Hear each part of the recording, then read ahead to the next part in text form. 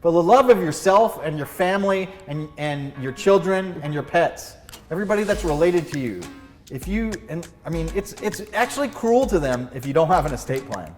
It's very, very selfish, and it's actually the number one thing that people procrastinate, and because you can, because you know what? You don't need it until you need it. And the moment you need it, it's too late because you can't put it into place at that point because you're incapacitated. You have to pre-plan this. You have to do it ahead of time. 1, 2, 3, go. Jennifer Hardy, RR. Believe it or not. Welcome to the Lawyer Dana Show. The Lawyer Dana Podcast. Wow, we have a lot to talk about. And we're going to do it right after this.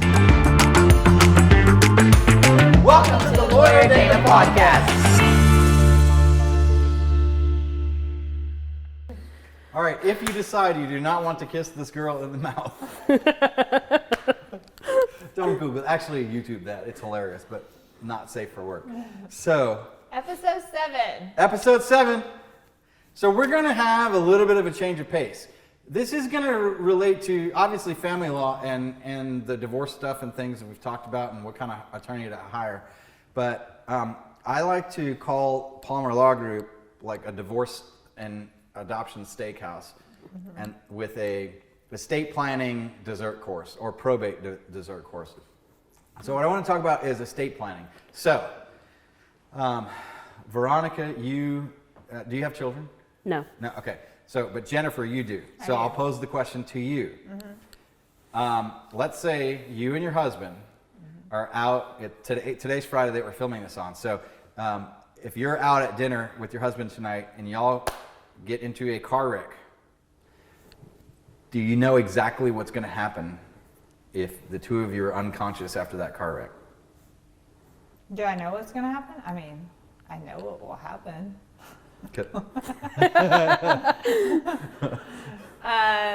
So, if I don't have anything in place, my children, of course, there's going to be a welfare check. And if my children are at home, knowing my oldest is 18, they would probably not leave the youngest with him.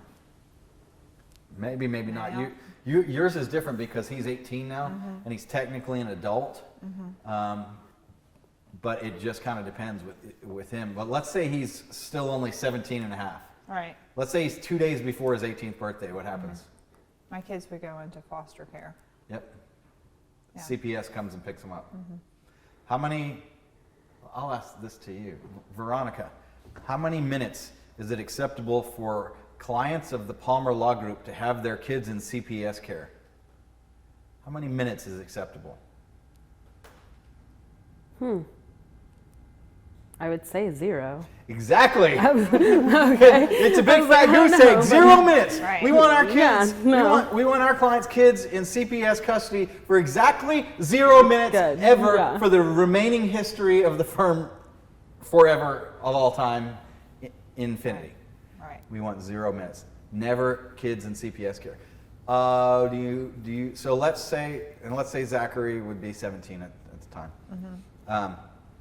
What happens to your pets? I'm guessing my dog would go to the pound. Yep. You ever heard or known anybody whose dog was? Oh, I'm sorry, we euthanized the wrong one. They weren't supposed to be euthanized for 7 days, but they were actually accidentally euthanized the same day that they came in. Yeah. You heard that story? I have. Nightmares. Terrible. The number, how many of our clients' pets would we like to ever have euthanized? 0. I'm pretty sure that's a 0 too. I'd rather have the kids in CPS care than a pet euthanized, because you can get kids back from CPS. Yeah. You can't get a pet back. Yeah. Worst nightmare ever. And so our estate planning department is the department that prevents that from happening. In addition to family law, like for example, if we got a call, like for example, if the babysitter had an instruction sheet and our number was on there, like call these people, and by the way, here's a number, like call all these people, and if we got a call that something happened, we have a staff and a whole series of things that we make sure that that person is taken care of. And I don't care if I have to fly across the country to go get the dog myself. I will go do it. And I've done stranger things for clients than have to go get a dog from the pound and save a dog's life. And if we've done everything right, I won't have to be the one that goes and does it, but I sure will if I need to. And what an estate plan means, estate is like a general word that refers to like you've heard like the state of your affairs, or like an estate is like your personal domain, like your little kingdom, or your the things that you own and that you're responsible for. So your money, all of your financial accounts, your physical property, your real estate, house, land, buildings, then your personal property, which is your coffee mugs and your desks and your clothes and just physical stuff. And then more importantly, your children and your pets and the living beings that rely on you to live, to eat and to survive and to take care of them. And your spouse and your parents, if you're taking care of them, like all of those things, whatever your particular customized realm of things that rely on you to be there for either actual physical things that you do or decisions that you make. Right. Because a lot of times it's just, we need to know like this or this or this. Right. And so what we put into place for our clients through our estate planning department is taking care of all those possible things for when there's two major phases. So we've got, you're born, and actually we do stuff from before you're born that anticipate that and things, but because we may have an adoption lined up for when somebody's going to be born that's going to be born to somebody that's not going to be their parent, whether it's surrogacy or just adoption for whatever reason. And this may be very unpopular, but please put your kids up for adoption instead of having an abortion. There's plenty of people that are willing to adopt. Don't believe the hype of like, well, people they don't believe in abortion, but they're not willing to adopt. Yes, they are. There's lots of people that are willing to adopt. So if you're willing to have that child and put that child up for adoption, please put it up for adoption. And adoption are our favorite things there.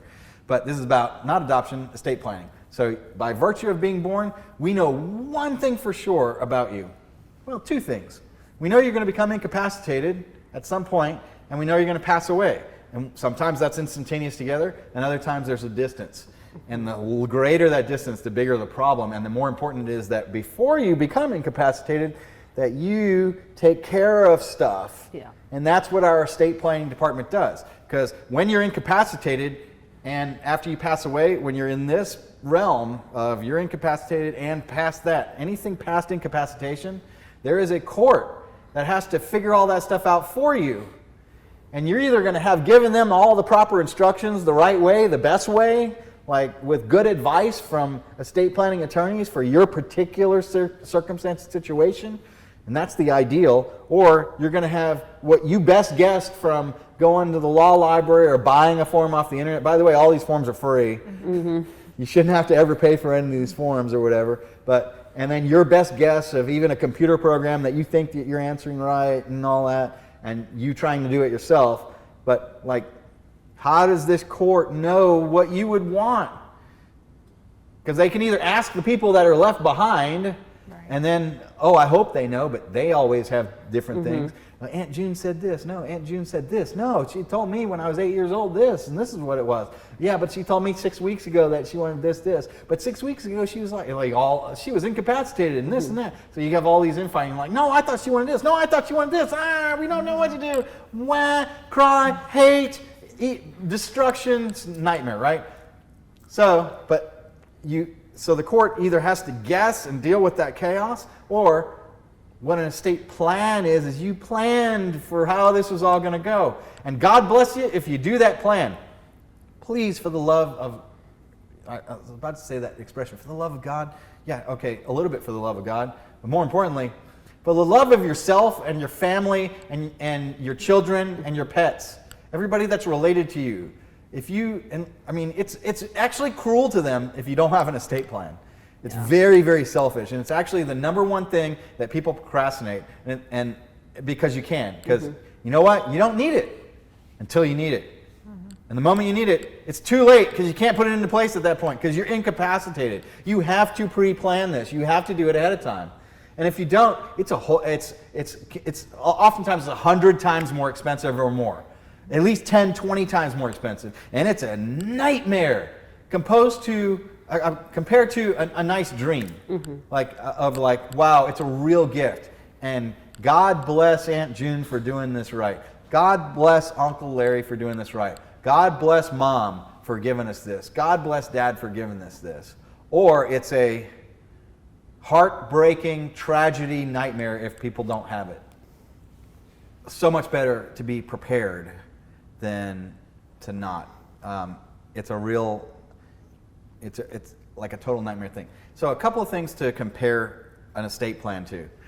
Because a lot of times it just kind of depends. Sometimes estate plans, like if you get kind of like a basic will package or different things, you can get that between maybe 1 and 2, maybe 1 to 3,000, something like that, depending if there's not a trust involved. And we'll talk about what a trust is in a minute.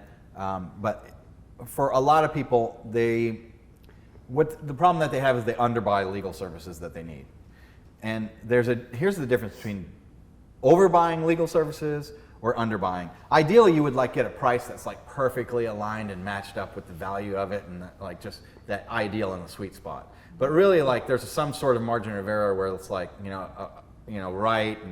and depending on how people price things and do things, because you can get estate plans either by the hour or you can get them as flat fee where it's this much price or whatever. And there's advantages and disadvantages to that. So if it's by the hour, then that seems to be a much more accurate measurement for things, because I've heard things like, well, either the client's ripping me off. I've heard other attorneys say the client's ripping me off or I'm ripping the client off. And the attorney is I don't want to rip the client off, but I also need to earn the money and so if somebody has 3 or 4 hours worth of questions and I have to sit there and do that much work or whatever, it's not fair that they pay the same price as the person who didn't have the questions and that took me much less time. So if you're buying at a flat fee, you're kind of getting in this conglomerate group, and it's not, some of them are going to be more than others. So if you're the one that wants more and needs more, then you're sort of taking advantage of the other people. If you're one of the people that needs less, you're getting taken advantage of by the other clients. Right. And so the best and better way to do that is just measured out by the amount of time that it takes. And in that, you need to find an attorney who's efficient and focuses on efficiency. And that's one of the podcast episodes that we'll do in the future is, what are the things that we do in order to be efficient? Maybe if we get to episode 8 today, maybe we'll even film that, because you as a paralegal, you see the differences in efficiencies between our firm and other firms of our goal is be efficient, be efficient, be efficient. And that efficiency is passed on in value to our clients. And that's one of the things when you're comparing lawyers, can you compare a price? So I'll talk about that in a second. Can you compare just 2 prices? A estate plan has all these documents, $1,500, and the estate plan, all these documents, $5,000. What's the difference? And is one more valuable, or is the result the same, and one costs $1,500 and the other costs $5,000? What's the difference in what I'm getting? In that, probably what the difference is the one that's at $5,000 probably has more time to actually answer your questions and make sure you actually got the right thing. You can buy clothes off the rack that are going to maybe fit okay or maybe look whatever, or you can buy custom tailored clothing. If you've ever had your clothing tailored, if you've ever gone to a formal event and had your clothing tailored versus when I brought Jonathan to buy him a suit, and I bought him a few suits, but first suit he's well, the pants are a little bit too long. I'm yeah, because you have to get them hemmed and custom or wherever, custom done. And a lot of what people, when you have a pair of pants on that's going this much farther than your feet, it's real obvious that that's not really going to fit. In the legal industry, a regular person cannot tell. Only an attorney would know that that's a thing. And so you get a lot of these estate plans that people try and do at these lower levels, like $100, or try and do it myself, or even some of the 1500s or those things that are oh, this person's not, it's okay, at least they're wearing pants, but their pants are too long, and just like you can trip over a pair of pants that are too long or whatever, there can certainly be instances where it's a problem for you. A lot of people might get by with their pants were too long, but they were only ever filmed from the waist up and no one ever saw and they got away with it. Like there's a lot of those, you happen to get lucky with your legal documents that they happen to be adequate, but if you have any level of worth, like if your net worth is more than $100,000, that's a good rule of thumb. If your net worth, if what you own minus what you owe is more than $100,000, you should be looking at probably around a $5,000 estate plan, give or take, a few $1,000s in either direction, and that's okay.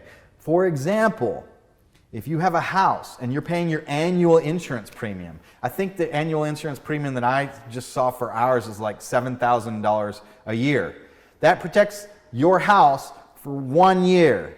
Well, an estate plan, the first time you do it, it's going to be a little bit more expensive than, you should check your estate plan like every 5 to 7 years, or anytime you have a major event, a new child's coming in, a new member of your family coming in, or a new member of your family going out, take a look at your estate plan to know. Or like like Aunt June's not able to be the first person that takes care of the kids anymore because Aunt June had a health problem. You come in, you change those documents, we edit, we keep most of the stuff. So if you go with the same estate planning firm, it's not you're buying a package and then forget who they were. It's they keep your documents and we modify over time and we use those base ones and might just change a name, and then we come back and do a proper execution ceremony to make sure that it's all done properly and that the attorney goes through and manually checks everything, every page, and make sure it's done. But an estate plan is going to last you 5 to 7 years and maybe 10. And so it's a similar level, but it's not, your estate plan is, like your homeowner's insurance is dealing with your house and what's in your house. Your estate plan is like your insurance policy, everything in your life, everything, including that house. Yep. Right. And your kids and their entire future. And it only takes like this little mistake or this little mistake or this little mistake. And so. And if you don't have an estate plan, a lot of problems happen. I say it. I try to get to people before they make the mistake. It's like this. Would you rather go into a doctor and go, "Hey doc, I just drank this. Is it poison?" And the doc goes, "Yes. Nurse, bring in the stretcher. Prep emergency room number 2. So this is going to be about $15,000 and you ain't going to have a very nice weekend, but I can save your life." Or would you rather come in and go, "Hey doc, is this poison?" And you go, "Yes." Should I drink that poison, doc?" "No." "That'll be $75. Paid you need on the way out. I'm going to go play golf this afternoon and we're all going to have a much better time. Yay!" I'm a doctor. I already got my Rolex. Like, I'm good on money. I've worked through the hard part of my career. I'm not, I can live on my investments and things. I don't need to juice every client as much money. And I'm just happy that you're good. That's what I really want. I'm here to solve problems. And the easier your problem is to solve and the more magical that it is, the better. And I don't know, maybe I might charge you $150. And he goes, "Well, wait. Doc, it only took you 10 seconds to know to tell me that was poison." I was like, "Yeah, you're right. All right, ride to the office, $5. Or walking into the office, I'm going to charge you $5 for that. Sitting here and greeting you, I'm going to charge you $5 for that. And then looking at the poison, 10 cents. And then knowing which poison knowing that it was poison, $142.95. And you've seen the bomb diffuser. It's like, "Hey, you only took 5 seconds to defuse that bomb." It's like, okay. $75 trip charge, $5 for cutting the blue wire, and $14,990 for knowing which wire to cut. Yeah. And risking my life to actually that I was correct. Yeah.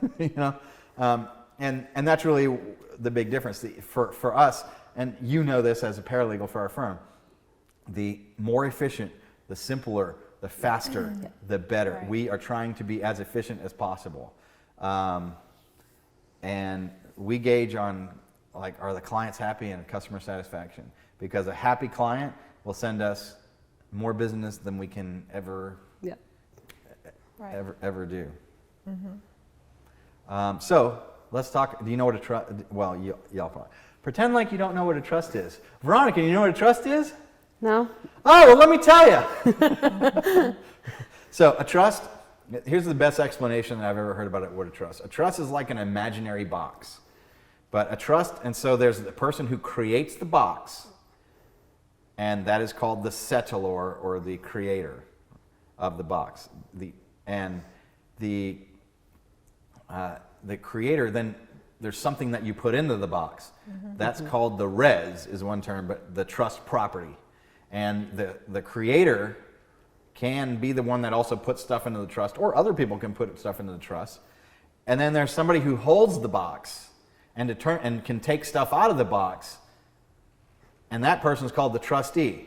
So the thing itself is called a trust, and the trustee is the one who is trusted with holding and protecting what's in the box. And then there's the trust document, which are basically the rules that the person who created the trust sets up that the trustee has to follow. And there's some general rules in the state that you're in. So Texas has trust law, and those are laws and things that are automatically for every trust. And then there's the specific instructions that the creator made for the trust. The most common type of trust that we do, it's called a grantor trust. And the grantor is the creator or the settlor, all the same, three different terms for the same person. So if you're making a trust, you have a trust and you call it Dana's Magical Trust. And in Dana's Magical Trust, I'm Dana.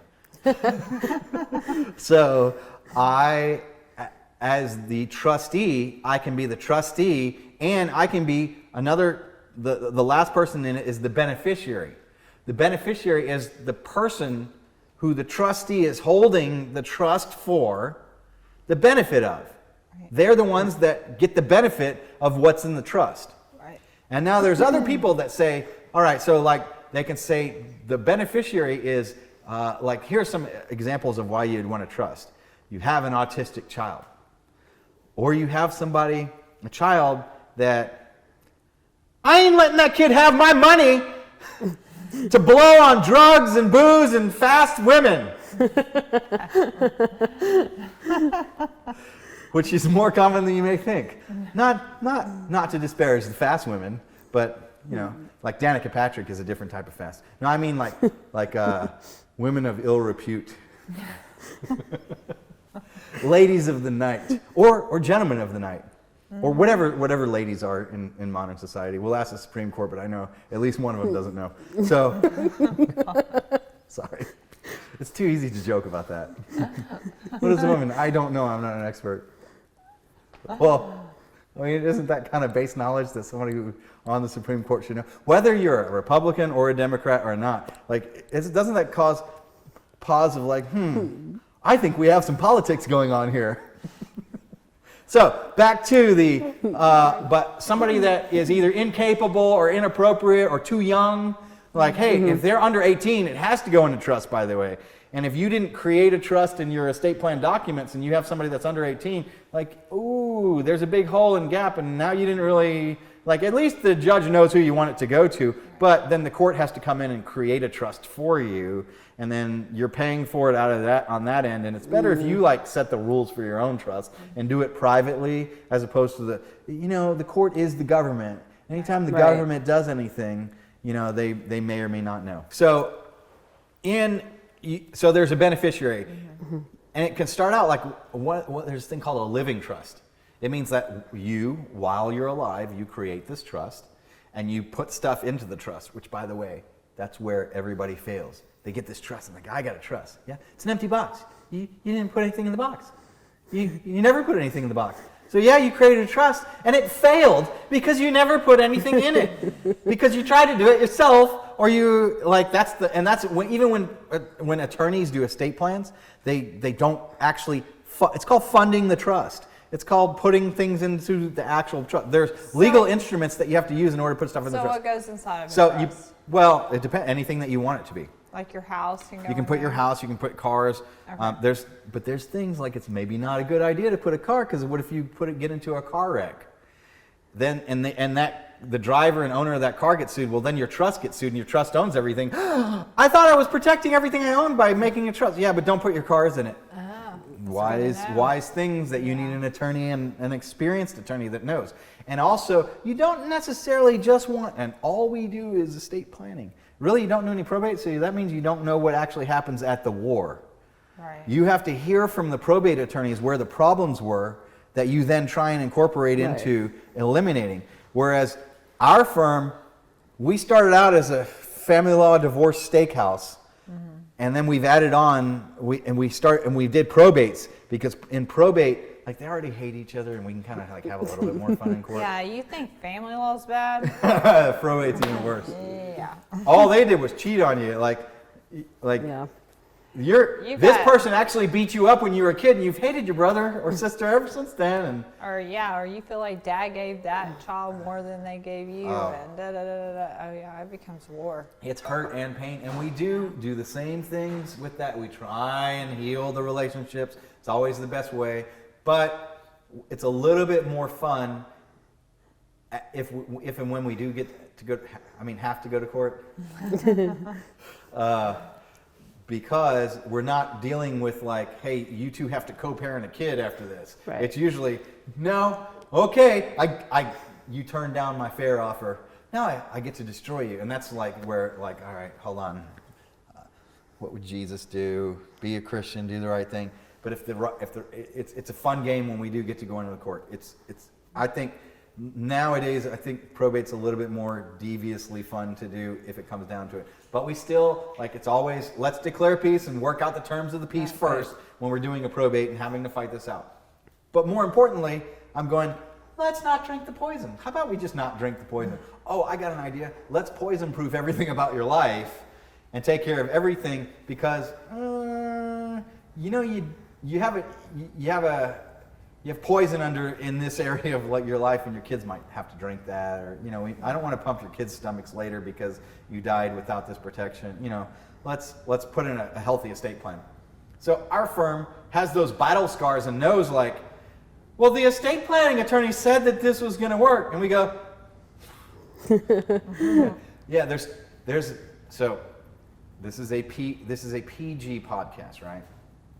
As long as the editor edits out when we do some profanity, right, Rick?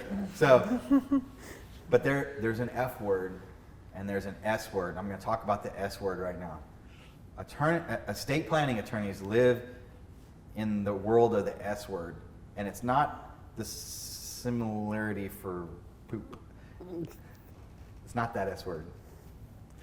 It's should. Should is the S word. Estate planning attorneys live in this world of, well, this is supposed to. That's the other. Supposed to. Yeah, supposed to and should. Yeah, it should have. It was supposed to. It doesn't. Yeah. Here's what really does, and like in the probate court, and then when we're actually battling, like here's where you actually eliminate battles. And so from us, the modules of the 3 departments that we have essentially, which is family law, estate planning, and probate. The reason why the estate planning department exists is because everybody who's in our family law department needs it.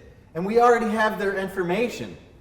And we already know it. There's an economy of scale of us doing it, rolling right after. And you have to do that right after a divorce, because all of your estate planning documents are void, or some of them. Some are and some aren't. It's even worse. It's like you don't even know which ones are good and which ones are not. That the moment that a judge signs a final decree of divorce, you have to get a new estate plan, or you have to put different documents into place, because by operation of law, they're removed as beneficiaries and all these other things. That their control and benefit is taken away. And like you thought, well, listen, we did an agreed divorce. Like I still want my ex-spouse to, if something happens to me, God forbid, I want them to take care of the kids and have I still want the money to go to them. They're like, no, it doesn't. And it goes to the kids straight out a lot of times. And the kids are minors, so it has to go into trust. And now you're in this nightmare court process that costs 5 times as much if it goes smoothly than if you would have just done this properly. So it's like a thing that we needed to do anyway. And then the probate department was, we've lost someone, We really trust you. We know you guys are fantastic in court, but more importantly, we know you avoid court and you get healthy results. And so it's a natural, like, trial attorneys in family law, which is the essence of what we are. Like, that's the purest form of what we are. But because of the knowledge that we have there, we know how to avoid we know how to give everybody the tools to avoid having to ever hire us as being trial attorneys.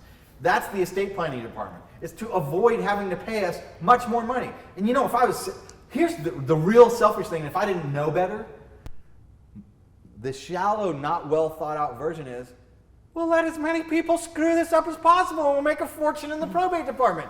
We're probate attorneys, let's do that. That's how we make all the money, right? Let them come to us as the nightmare situation. And I'm like, wow, that's sadistically evil for us to make more money. I got a better idea. Why don't we make 50 times more money helping people avoid to have to do that? Because enough people are not going to come to us. Enough people are going to screw this up on their own. The business for our probate department is always going to be there. But wouldn't you rather hire this very highly skilled attorneys to help you with a probate if and when you get to a probate, that are doing everything possible to avoid people having to go through that nightmare? Who's the better people to go to? Who's the people that actually care about you? And like the dude who would love to eliminate divorce, I would love nothing better than to magically, and this is why we're doing healthymarriage.com as well, is to the fullest extent prevent people from needing to hire us to get a divorce. Mm-hmm. I mean, to the absolute fullest extent, and to eliminate that. And if it's impossible, it's never going to be eliminated, not on earth, right? Right. I mean, it's in the Bible. Like Moses was like, Lord, got to talk to you about this whole marriage forever thing. You know, I got these two slates and all, you know, but and like even in the Old Testament, it's like, well, all right, we'll give you permission. Okay, adultery is one of the methods. I think there's another one that, like, I wasn't planning on talking about this. So I need to refresh my memory. Don't covet your neighbor.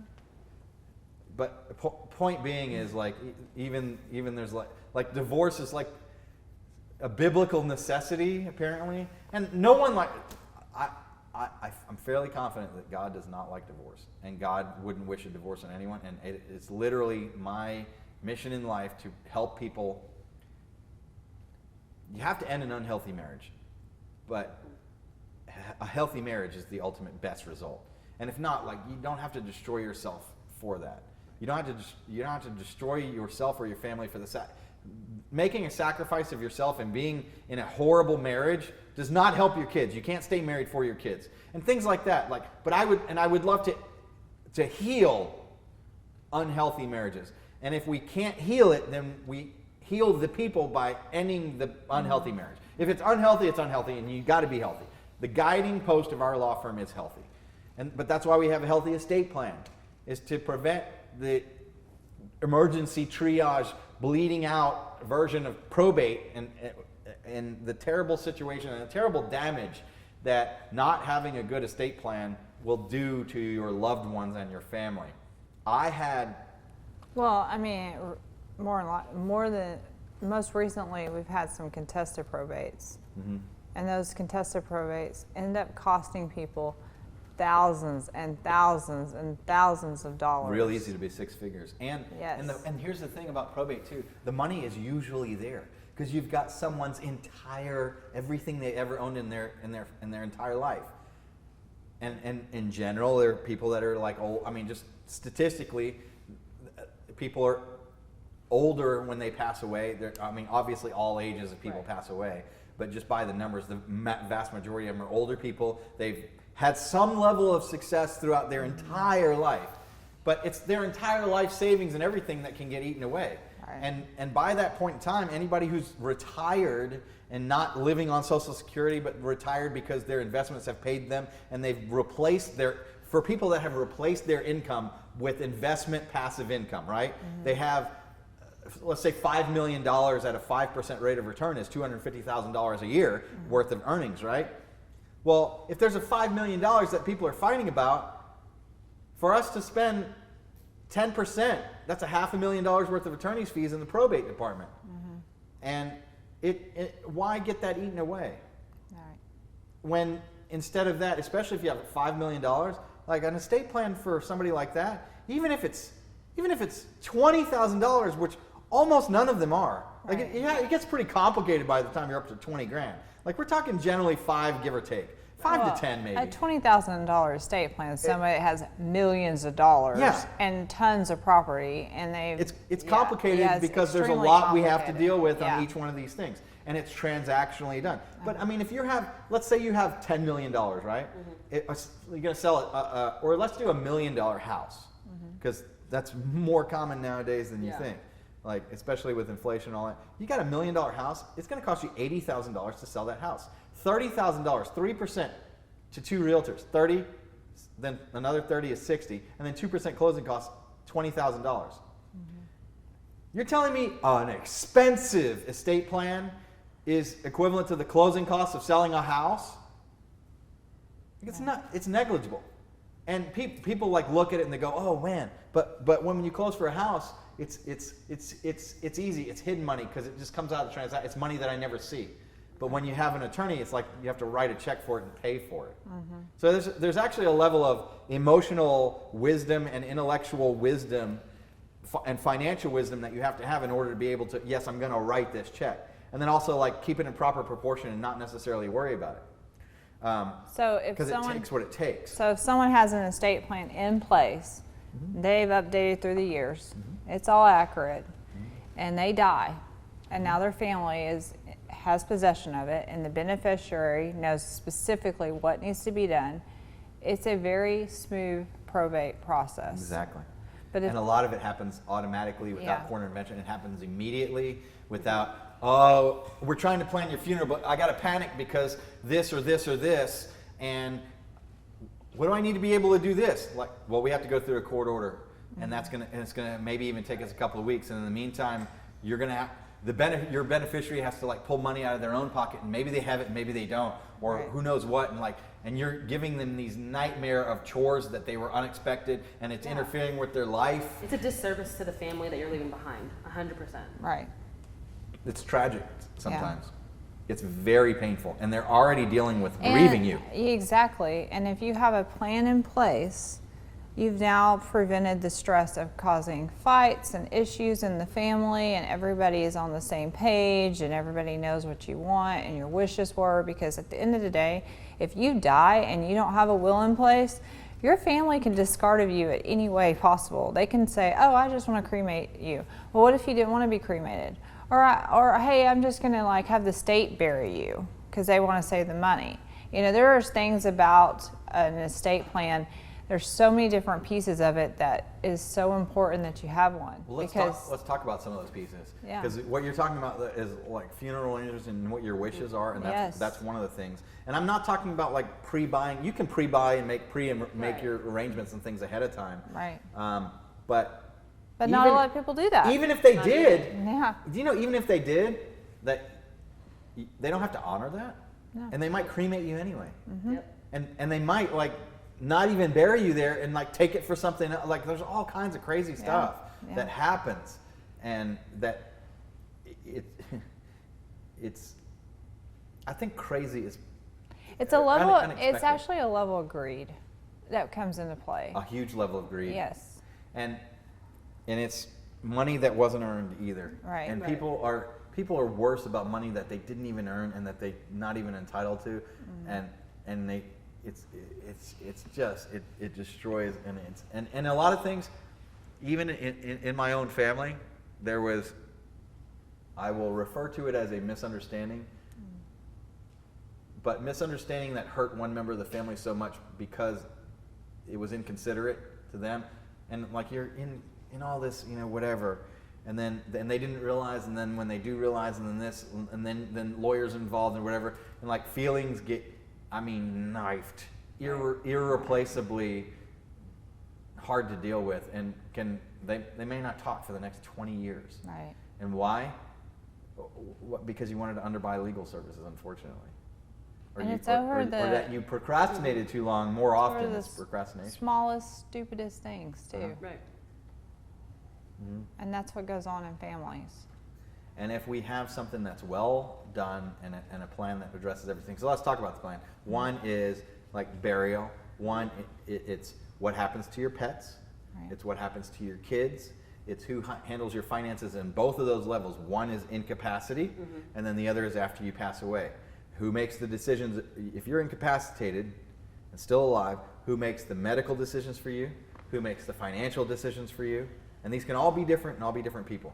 And then who takes care of the kids? Who takes care of the pets? How they're done? The instruction sheets, keeping that all updated. And our firm, we guide you from the beginning of that process to the end and give you all the tools that you'll need for a full, proper estate plan. And we give you a nice binder with all that information in there. And we also include extra tabs in there for any kind of other things that could come up. And we want you to have a smoothprobate.com.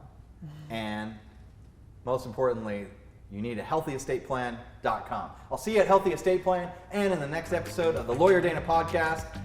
Thank you so much. Yes, give us a thumbs up, like our page, subscribe today. See you in the next video. Welcome to the Lawyer Dana Podcast.